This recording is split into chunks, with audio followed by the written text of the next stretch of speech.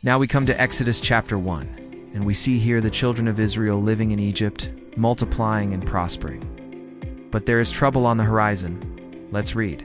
1. These are the names of the sons of Israel that came with Jacob into Egypt, his sons and their families: Reuben, Simeon, Levi, and Judah.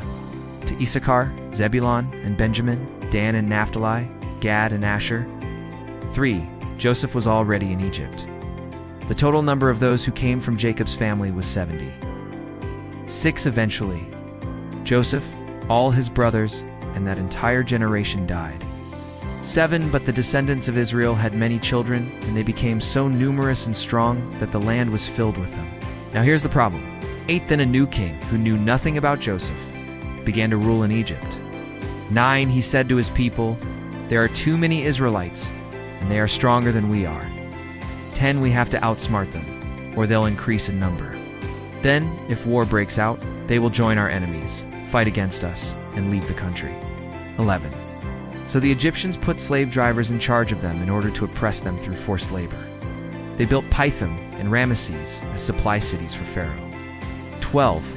But the more the Israelites were oppressed, the more they increased in number and spread out. The Egyptians couldn't stand them any longer. 13. So they forced the Israelites to work hard as slaves. They made their lives bitter with back-breaking work in mortars and bricks and every kind of work in the fields. All the jobs the Egyptians gave them were brutally hard. 14. Then the king of Egypt told the Hebrew midwives, whose names were Shiphrah and Puah. 15. When you help the Hebrew women in childbirth, look at the child when you deliver it. If it's a boy, kill it. But if it's a girl, let it live. 16. However, the midwives feared God and didn't obey the king of Egypt's orders. They let the boys live. 17. So the king of Egypt called for the midwives. He asked them, "Why have you done this? Why have you let the boys live?" 18. The midwives answered Pharaoh, "Hebrew women are not like Egyptian women. They are so healthy that they have their babies before a midwife arrives." 19. God was good to the midwives, so the people increased in number and became very strong. 20. Because the midwives feared God, he gave them families of their own. 21. Then Pharaoh commanded all his people to throw into the Nile every Hebrew boy that was born, but to let every girl live.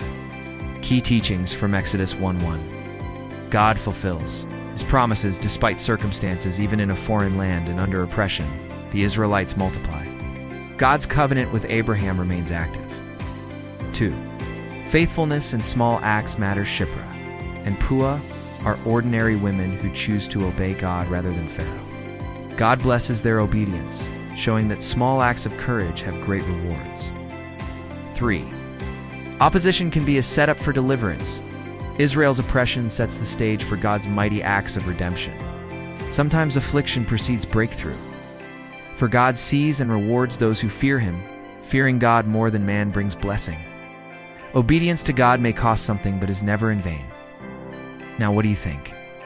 What are your biggest takeaways from Exodus 1? Share with us in the comments section below.